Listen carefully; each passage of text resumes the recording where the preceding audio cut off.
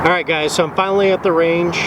Gonna try to sight in the Ruger Precision rifle. Now what I did is I put on just a basic Leupold scope that I had on one of my AR rifles. Unfortunately I haven't decided on the scope yet for the Ruger Precision rifle. I'm still thinking PST Gen 2 from Vortex, but they're not really available yet. So we're gonna go ahead and at least get this shot the first time. The 100-yard range is really busy, so I'm over here at about 25. See if I can at least get it on paper and a basic 0, and then we'll see if some of the 100-yard range clears out and we can actually do some accuracy testing. So here's the first couple rounds. Let's go ahead and get a basic 0 set off of the bore sighting.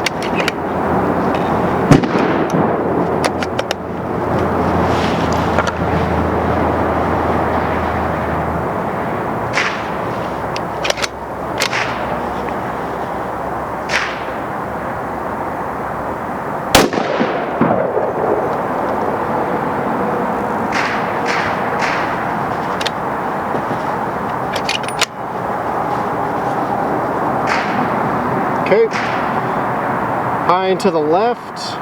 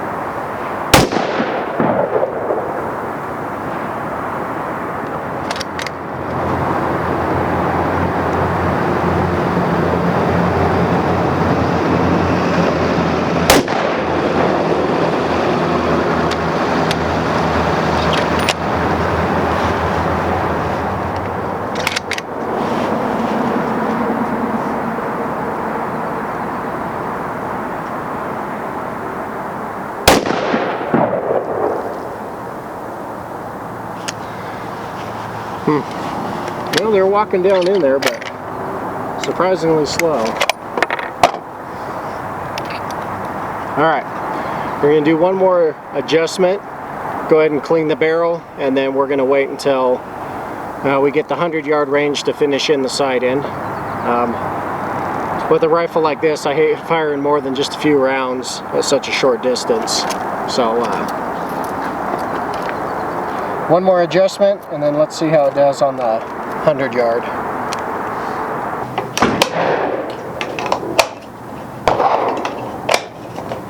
Alright guys, so we're able to get over here to the 100-yard range. Got a couple different targets set up. You can tell it's still a really busy day, so I'm going to at least try to get some video, but this may be fairly short because there's just so much shooting going on today. So I've got this one box of Winchester. That's kind of what I'm going to shoot, mostly to get it sighted in and kind of an initial group. And then I've got some Hornady ELD match that I'm going to shoot just to kind of get an idea what this gun's like. I am going to reload for it, and that's how I'm going to work up my main load, but I don't have the right scope on it yet or anything like that, so I don't want to spend too much time on that until I know I have the scope that I want to actually use. Also at the same time, a lot of times in the first 100 rounds or so, the velocity will speed up. So good chunk of that's going to be factory ammo.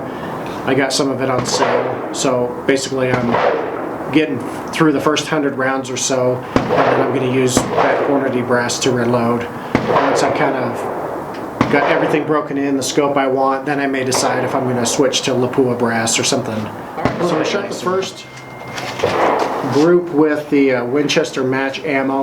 My 0 at 25 was not as close as I had hoped, so my first couple rounds weren't even on the paper at 100, so I actually had to go back to 50, shooting on these bigger, basically I think they're about 12-inch square, maybe a little bigger targets. Aiming at the center, I was in the very top left, so I had to bring it down some more. I got it to where it was in the 1-inch dot at the 50, and then went ahead and fired a group at the 100 with the Winchester ammo. So that put me, looked like just a little high and right. I haven't walked up there yet, but from what I can see, it looks like a decent group with one flyer a little high. I didn't call that, so I don't know if that was me or what it was. But that was the first real group at 100. I'll show you some images of that in a little bit. Unfortunately, I don't have a setup to put another camera down range very easily. So what I'm going to do now is I'm going to shoot the first group with this Hornady. It's their ELD match, 140 grain. This is probably what I would shoot at a match, as long as it shoots well. But we're going to see how that works, what the group looks like, first group with that.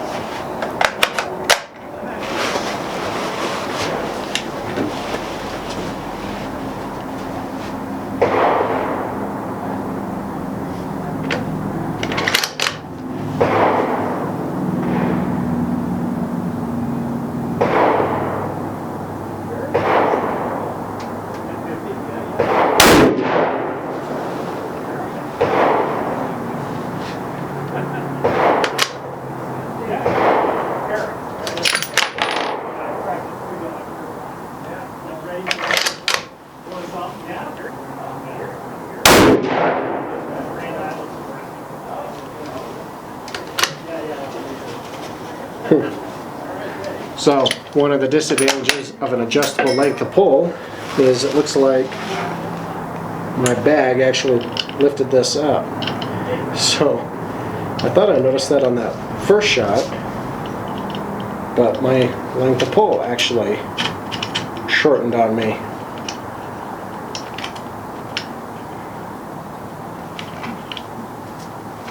Not what you want to have with, you know, if you're shooting a match or you're out hunting, you don't want your adjustments coming undone.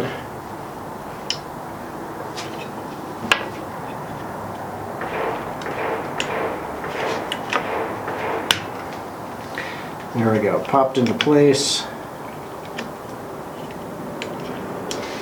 Alright, now, so those are toolless, but again, maybe it's me, maybe I'm just not used to it, but it seems like you have to get these little ridges into a perfect spot. So even though it's toolless and it's easy to adjust, it's not real quick. So if you wanted to make an adjustment on the fly and then keep shooting, that's probably not going to happen. But let's continue this group we've got going. Hopefully the little interruption here doesn't mess everything up.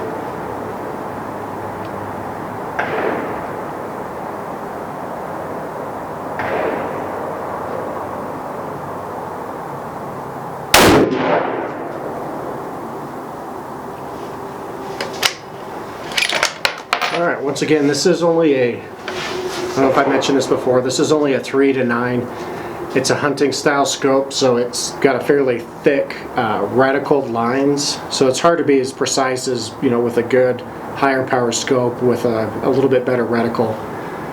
That actually looks like a pretty good group. I'll have to look closer to double check, but it actually looks pretty decent. Especially considering my length of pole changed in the middle of it, and I had to, you know, I think I shot at a couple different lengths of pole and then had to fix it. For the operation, now that I've, you know, I think I'm up to maybe, what is it, 20 rounds through it. Couple things of note, the bolt is not that smooth.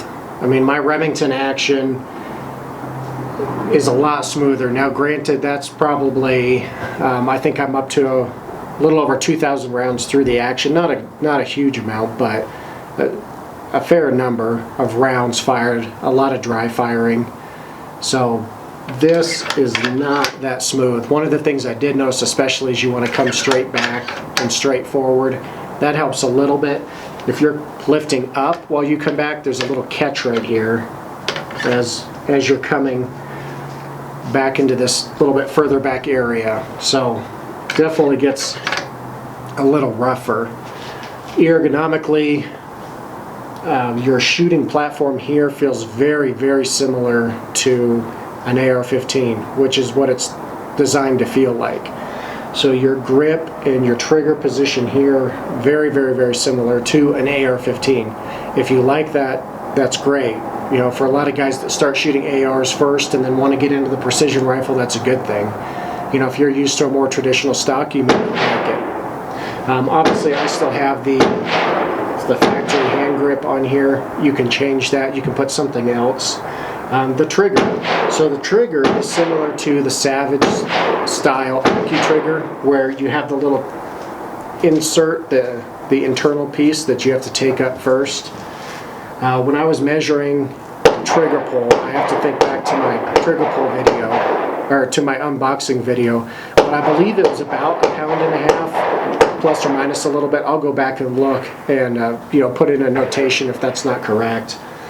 So one of the things I don't like about the AccuTrigger style trigger is if you start out not pulling straight back, sometimes it feels like it binds. If you're coming at an angle back for that first part while you get your finger set up on the trigger, it will feel like it binds. So you have to be pulling straight front to back on the AccuTrigger portion.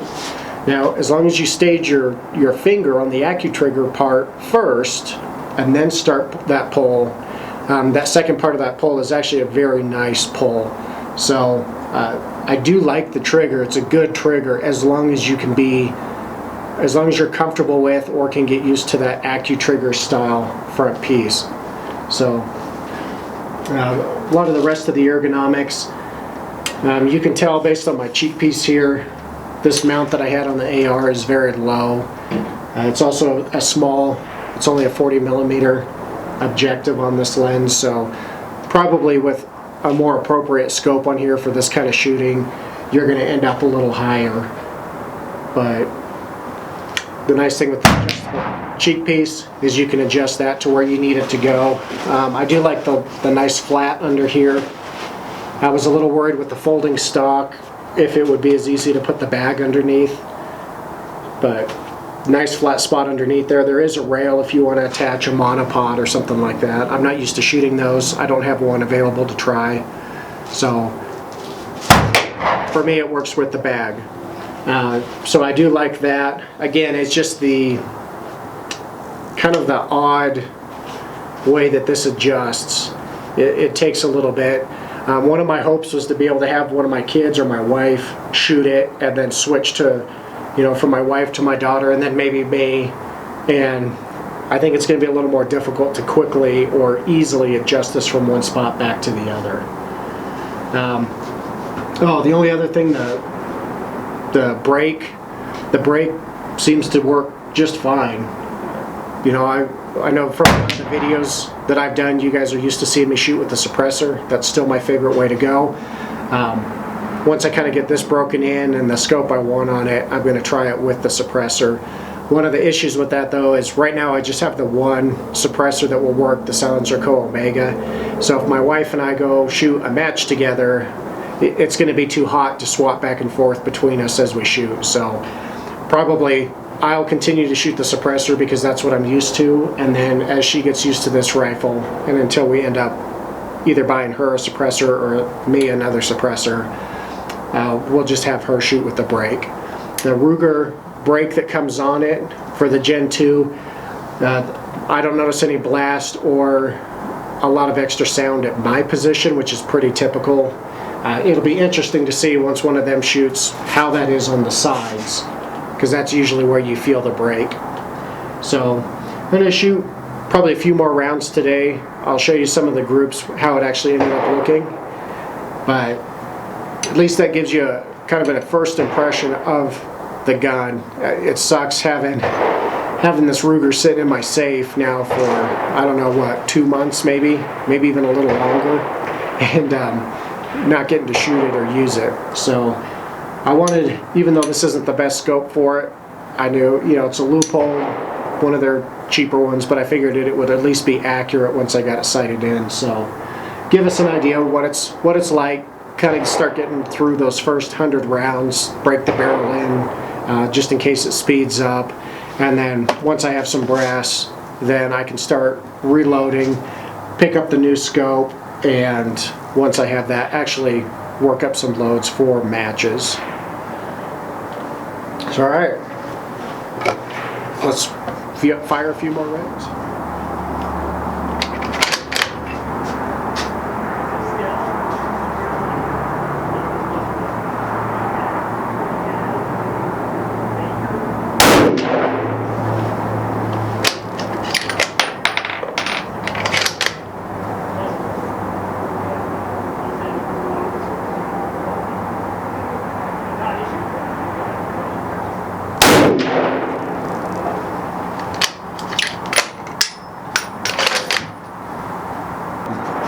Again, some of my initial impressions. Overall, it's not a bad gun. The one thing that I'm not real impressed with so far is the cycling of the bolt action, which this is built off of the Ruger American, from what I understand. So it's not the highest end action, and for all of the other accessories and setup that you get, you are getting a lot for the money compared to something like an AI. So overall, I think it's going to be a fun gun to shoot, and I'm definitely looking forward to get my wife and kids shooting it, getting a better scope on it, and doing some actual load development. So that's some of my initial range session, initial impressions. Thanks for watching, everybody.